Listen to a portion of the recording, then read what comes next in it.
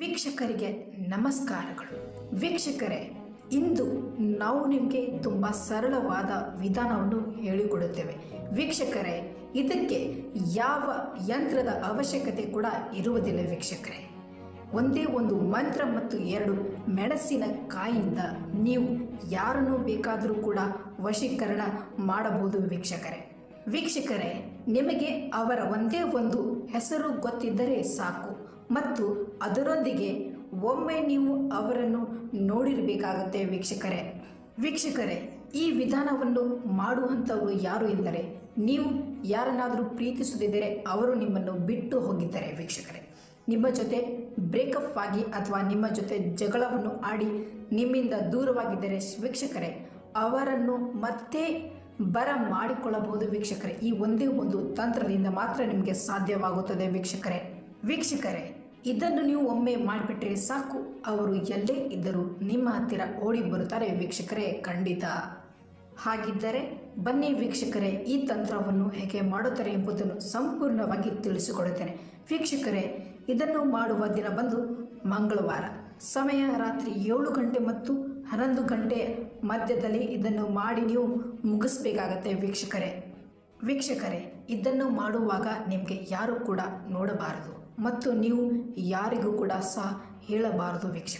ನೋಡಿ ವೀಕ್ಷಕರೇ, 2 ಮೆಣಸಿನಕಾಯಿಯನ್ನು ತೆಗೆದುಕೊಂಡು ಜೊತೆಗೆ ಒಂದು ಸೂಜಿಯನ್ನು ತೆಗೆದುಕೊಳ್ಳಿ. ವೀಕ್ಷಕರೇ, ಮಂಗಳವಾರ ದಿನದಂದು ಒಂದು ರೂಮಿನಲ್ಲಿ ಕುಳಿತುಕೊಂಡು ಇದನ್ನು ಮಾಡಿ.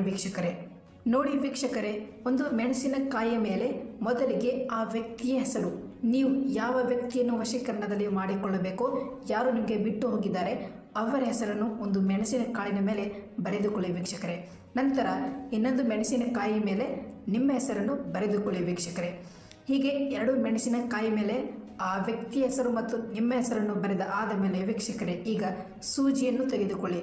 ಆ ಸೂಜಿಯನ್ನು ತೆಗೆದುಕೊಂಡು ಆ ಮೆಣಸಿನಕಾಯಿ ಒಳಗೆ ಈ ರೀತಿಯಾಗಿ ಸೇರಿಸಿಕೊಳ್ಳಿ. ನೋಡಿ, ಆ ಸೂಜಿಯನ್ನು ಆ ಮೆಣಸಿನಕಾಯಿಯಲ್ಲಿ ಸೇರಿಸುವಾಗ ಈಗ ಆ ಮಂತ್ರ ಇದೆಯಲ್ಲ, ಆ ಮಂತ್ರವನ್ನು 101 ಸಾರಿ ಹೇಳಬೇಕಾಗತ್ತೆ. 101 ಸಾರಿ ಹೇಳಿ ಆ ಸೂಜಿಯನ್ನು ಆ ಮೆಣಸಿನಕಾಯಿಯ ಒಳಗಡೆ, 2 ಮೆಣಸಿನಕಾಯಿ ಒಳಗಡೆ ಸೇರಿಸಬೇಕಾಗತ್ತೆ. ಈಗ ಮುಖ್ಯವಾದದ್ದು ಏನೆಂದರೆ, ಈಗ ಆ ಮೆಣಸಿನಕಾಯಿಯನ್ನು 2 ಮೆಣಸಿನಕಾಯಿಯನ್ನು ನಿಮ್ಮ ಕೈಯಲ್ಲಿ ಹಿಡಿದಿಟ್ಟುಕೊಂಡು ಅದನ್ನು ನೋಡುತ್ತಾ ನೀವು ಆ ವ್ಯಕ್ತಿಯ ಬಗ್ಗೆ ಯೋಚನೆ ಮಾಡಿಕೊಳ್ಳಿ, ಅವರನ್ನು ನೆನೆಸಿಕೊಳ್ಳಿ. 5 ನಿಮಿಷಗಳ ಕಾಲ ಆ ಮೆಣಸಿನಕಾಯಿಯನ್ನು ನೋಡುತ್ತಾ ಅವರ ಬಗ್ಗೆನೇ ಯೋಚನೆ ಮಾಡಬೇಕು. ನಂತರ ಕೊನೆಯದಾಗಿ ಆ ಮಂತ್ರವನ್ನು 7 ಬಾರಿ ಹೇಳಿ ಸಾಕು. ಹೀಗೆ ಮಾಡಿದ ಮೇಲೆ ಆ ಮೆಣಸಿನಕಾಯಿಯನ್ನು ಮಧ್ಯರಾತ್ರಿ 12 ಗಂಟೆ ಆದ ನಂತರ ಅದನ್ನು ತೆಗೆದುಕೊಂಡು ಹೋಗಿ ಸ್ಮಶಾನದಲ್ಲಿ ಎಸೆದು ಬಂದು ಬಿಡಿ. ಹೀಗೆ ನೀವು ಮಾಡಿ ಸಾಕು, ಆ ವ್ಯಕ್ತಿ ಸರಳವಾಗಿ ನಿಮ್ಮ ವಶದಲ್ಲಿ ಇರುತ್ತಾರೆ.